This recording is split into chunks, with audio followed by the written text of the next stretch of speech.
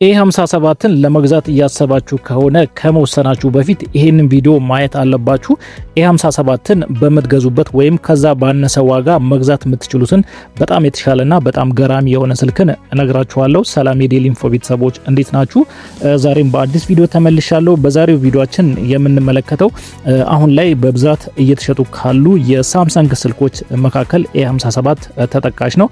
ኤ57 5Gን ዲቴል የሆነ ነገር እንመለከታለን። ከዋጋውን እንደዚሁም ስለ ስልኩ አጠቃላይ የሆነ ነገር ነግራችኋለሁ። እንደዚሁም ደግሞ ኤ57 5Gን ከምትገዙ ኤ57 5Gን መግዛት በምትችሉበት ገንዘብ ወይም ከዛም ባነሰ ገንዘብ ሊሆን ይችላል መግዛት የምትችሉትን በጣም ከኤ57 የተሻለና በጣም አሪፍ ስልክ ሪኮመንድ አድርጋችኋለሁ። ስለዚህ ቪዲዮን እስከ መጨረሻው ድረስ ተከታተሉት። ቪዲዮን ላይክ፣ ሼር በማድረግ ጀምሩ። ለቻናሉ አዲስ ከሆናችሁ ደግሞ ቻናሉን ሰብስክራይብ በማድረግ ቤተሰቡን፣ ምክንያቱም እንደዚህ ጠቃሚና አስተማሪ መረጃ ይደርሳችኋል። አሁን በቀጥታ ወደ ቪዲዮ አልፋለሁ።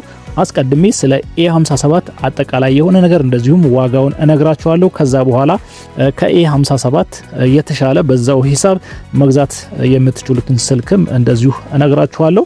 ቪዲዮን እስከመጨረሻው ድረስ መከታተላችሁን አትርሱ። አሁን ስለ ኤ57 እንመልከት። አስቀድመን ዲስፕሌዩን ወይም ደግሞ ስክሪኑን እንመለከታለን። ስክሪን ታይፑን ወይም ዲስፕሌይ ታይፑን ስንመለከት ሱፐር አሞሌድ ፕላስ ዲስፕሌይ ነው የተገጠመለት። ስለዚህ ዲስፕሌዩ አሪፍ የሚባል ዲስፕሌይ ነው የተገጠመለት ማለት ነው። የዚህን ዲስፕሌይ ሳይዙን ስንመለከት 6.7 ኢንች ዲስፕሌይ ሳይዝ ነው ይዞ የመጣው። ይሄም እንደ አብዛኞቹ የኤ ሲሪስ ስልኮች 6.7 ኢንች ዲስፕሌይ ሳይዝ ነው ይዞ የመጣው። እንደዚሁም ሪፍሬሽ ሬቱን ስንመለከት የዚህ ስልክ ዲስፕሌዩ 120 ሄርትዝ ሪፍሬሽ ሬት ነው ያለው። ስለዚህ ይሄም አሪፍ የሚባል የሪፍሬሽ ሬት አማውንት ነው ማለት ነው። አሪፍ የሚባለውን አሁን ላይ አሪፍ የሚባሉ ስልኮች ይዘውት የመጡትን አሪፍ ሊባል የሚችለውን የሪፍሬሽ ሬት ኳሊቲ ነው ይዞ የመጣው።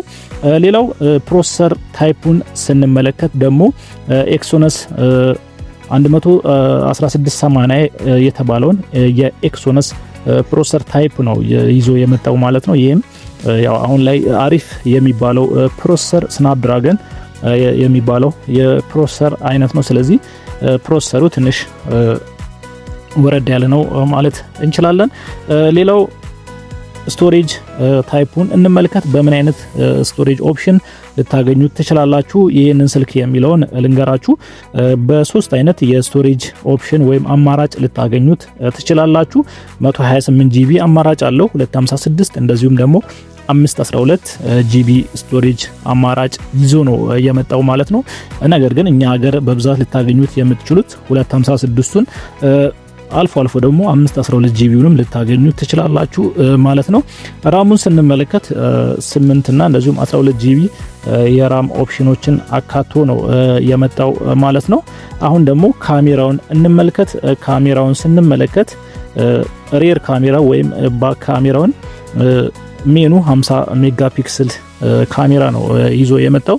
እንደዚሁም ኦፕቲካል ኢሜጅ ስታቢላይዜሽን አለው። ማለትም እየቀረጻችሁ እጃችሁ ቢንቀሳቀስባችሁ ለምሳሌ እየተጫወታችሁ ሊሆን ይችላል፣ እየጨፈራችሁ በአንድ እጃችሁ ስቀርጹ ያው እጃችሁ ስለሚንቀሳቀስ ቪዲዮም ሊንቀሳቀስ ይችላል ማለት ነው። ስለዚህ ያ ነገር እንዳይፈጠር የሚቀርጹት ነገር ምንም አይነት ሞሽን እንዳይኖረው ስታቢላይዘር ኦፕቲካል ኢሜጅ ስታቢላይዘር ተካቶለታል ማለት ነው።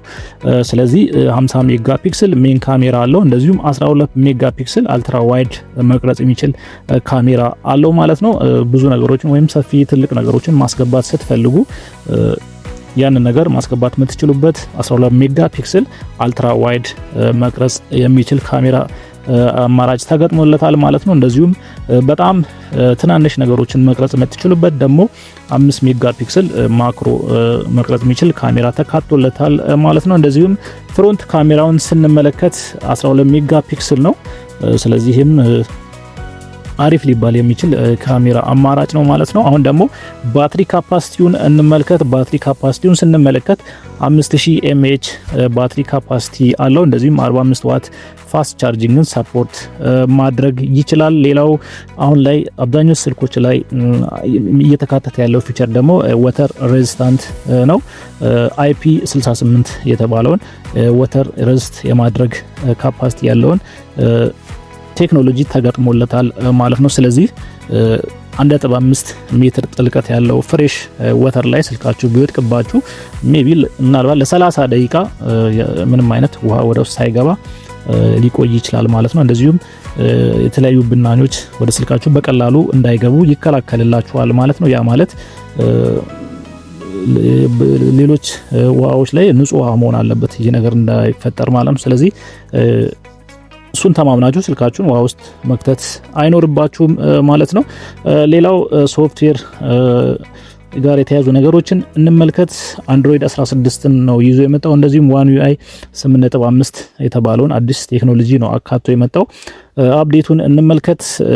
አፕዴቱን ደግሞ ስንመለከት አንድሮይድ ኦፕሬቲንግ ሲስተሙ እስከ 6 ጊዜ ድረስ መቆየት ወይም እስከ 6 ጊዜ ድረስ ማድረግ ኦፕሬቲንግ ሲስተምን አፕዴት ማድረግ ትችላላችሁ። እንደዚሁም ለ6 አመት ሴኩሪቲ አፕዴቶችን ይህ ስልክ ማግኘት ይችላል ማለት ነው።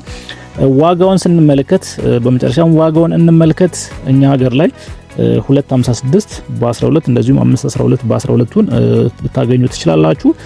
256 በ12ቱን ስንመለከት እስከ 73000 እስከ 75000 ብር ድረስ ልታገኙት ትችላላችሁ። እንደዚሁም 512 በ12ቱን ደግሞ ከ78000 እስከ 80000 ብር ድረስ ልታገኙት ትችላላችሁ ማለት ነው።